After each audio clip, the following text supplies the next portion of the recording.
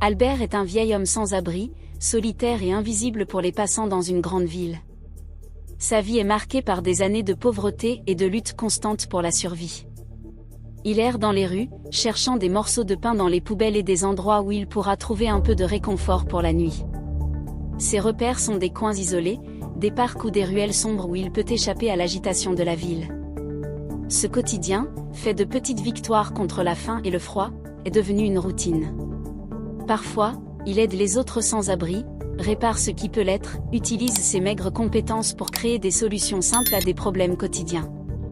Les habitants de la ville le reconnaissent, mais il est trop souvent ignoré, comme une ombre dans les rues.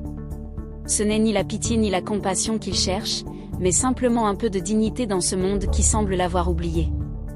Pourtant, Albert n'a jamais renoncé à vivre, sa résilience étant son unique compagnon.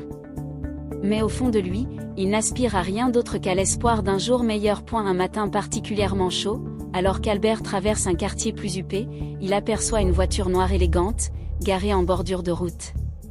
Son moteur est ouvert, et un jeune homme bien habillé, en costume moderne, semble chercher désespérément à résoudre un problème mécanique.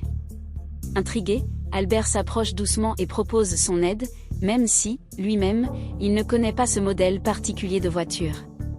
Après tout, il a l'habitude de réparer des objets défectueux, des choses usées par le temps. Le jeune homme, surpris, accepte avec hésitation. Albert, sans se presser, inspecte le moteur et, d'un geste précis, resserre un câble et ajuste un autre composant. En quelques secondes, le moteur redémarre, et la voiture vrombit lentement. Le jeune homme est abasourdi et le remercie chaleureusement. Albert, modeste, lui répond simplement qu'il suffit de regarder et de comprendre. Le jeune homme, qui se présente comme Elon, l'invite à lui donner son nom, et ils échangent un sourire. Le geste d'Albert, bien que banal pour lui, marque profondément Elon, qui n'avait jamais rencontré quelqu'un de si humble et talentueux. Le lendemain, Albert continue sa quête quotidienne de nourriture dans les rues. En fouillant dans les poubelles, il aperçoit la voiture noire d'hier, qui s'arrête lentement près de lui. Un homme élégant en sort, portant un costume parfaitement coupé. Il se présente comme l'assistant d'Elon Musk et tend à Albert une carte de visite. Monsieur Musk vous remercie pour l'aide que vous lui avez apportée hier. Il aimerait vous voir, dit-il calmement. Albert est d'abord pris de court. Pourquoi Elon Musk, un homme si puissant et influent, voudrait-il lui parler? Après un moment d'hésitation, il accepte de suivre l'assistant.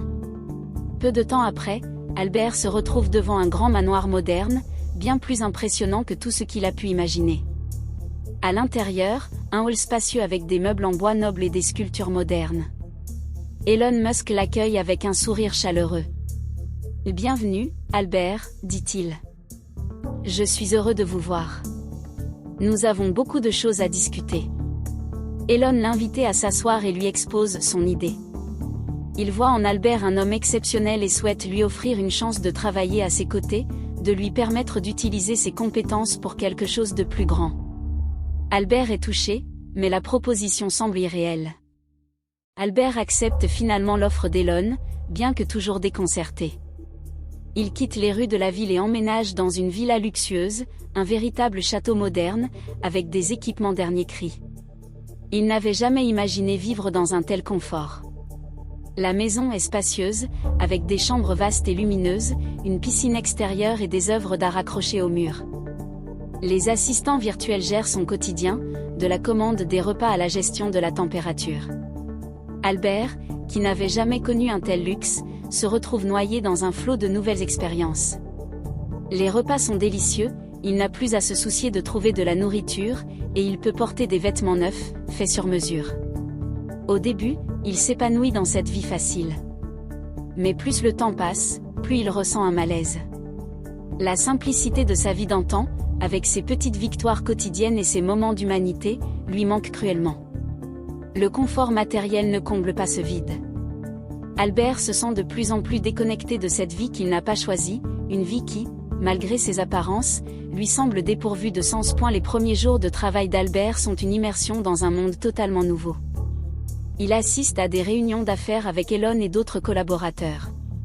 Ces réunions sont remplies de chiffres, de stratégies, de discussions sur l'intelligence artificielle et la transition énergétique.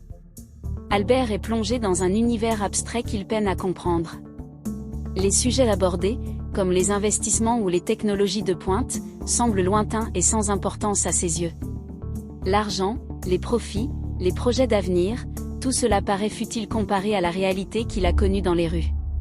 Au fil des discussions, Albert commence à se rendre compte que le monde des affaires n'a rien à voir avec ce qu'il attendait.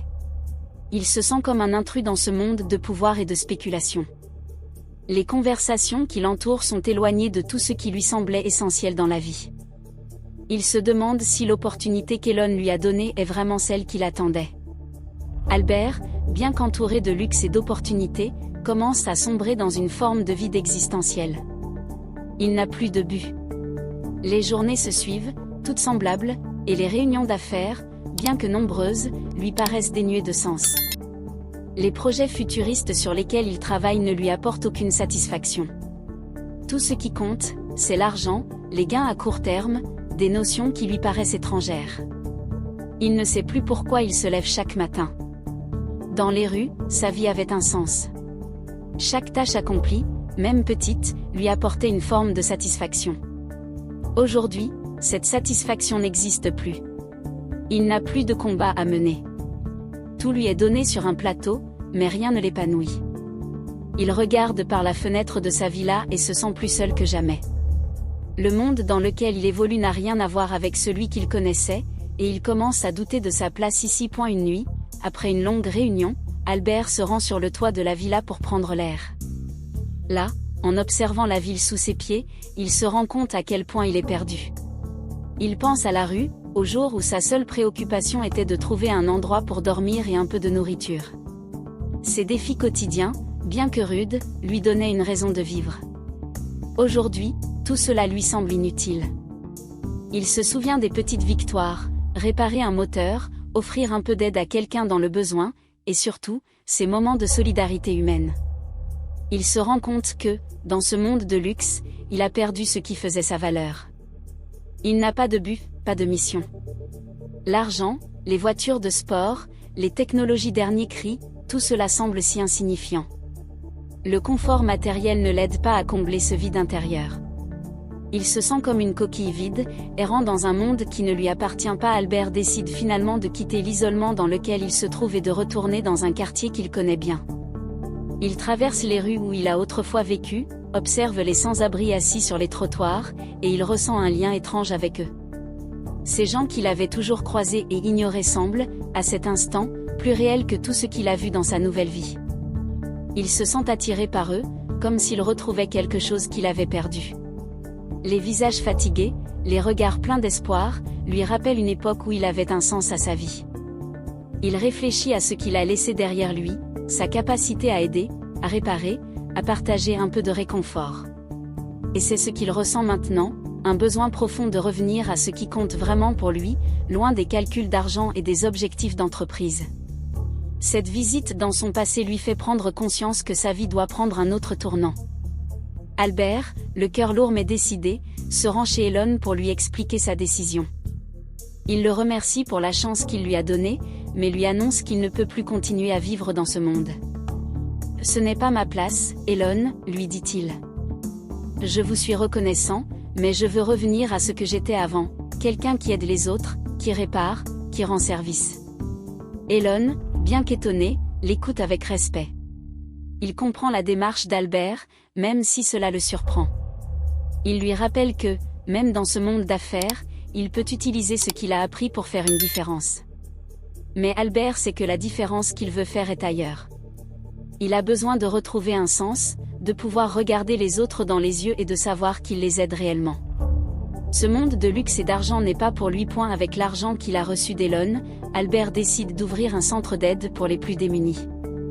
Il veut que ce lieu soit plus qu'un simple abri, il souhaite que ce soit un endroit où les gens peuvent se reconstruire, apprendre un métier, retrouver leur dignité. Le centre devient rapidement un lieu respecté, où des centaines de personnes trouvent une nouvelle chance. Albert enseigne la mécanique et d'autres compétences pratiques, mais il transmet aussi ses valeurs, l'entraide, la solidarité, et la résilience. Son passé de sans-abri devient son atout majeur, car il sait ce que c'est de se relever, de recommencer. Le centre devient un véritable pilier de la communauté, et Albert retrouve ce qu'il cherchait, un sens à sa vie. Bien qu'il ne soit plus riche en biens matériels, il est riche de sens, de respect et de la gratitude de ceux qui l'aident chaque jour. La morale de l'histoire d'Albert est complexe et nuancée, offrant une réflexion profonde sur le sens de la vie, la véritable richesse et la quête de satisfaction intérieure. À travers le parcours de cet homme, l'histoire illustre plusieurs vérités essentielles qui résonnent profondément avec la condition humaine. D'abord, l'histoire nous montre qu'aucune quantité de richesse matérielle ne peut combler un vide intérieur. Albert, un homme qui a vécu dans la pauvreté et la lutte quotidienne, trouve, dans les petites choses de la vie, un sens profond. Ces moments de solidarité avec d'autres sans-abri, ces actes simples comme réparer un moteur ou aider un inconnu, sont plus satisfaisants pour lui que le luxe et la reconnaissance qu'il reçoit après sa rencontre avec Elon Musk. Cela nous enseigne que les choses les plus importantes dans la vie ne sont pas celles qui se mesurent en argent ou en biens matériels, mais celles qui apportent une véritable paix intérieure et un sentiment d'accomplissement personnel. Le confort matériel, bien qu'attrayant et désirable, ne garantit pas le bonheur si ce dernier ne s'enracine pas dans des valeurs plus profondes et authentiques. Ensuite, l'histoire nous invite à réfléchir sur la quête du sens. Albert, après avoir été immergé dans un monde de luxe, se rend vite compte que ce n'est pas la richesse qui le rend heureux, mais le fait d'avoir un but, une mission dans la vie. Lorsqu'il était dans la rue, il avait des objectifs clairs, même s'ils étaient simples: trouver de la nourriture, aider quelqu'un, réparer quelque chose.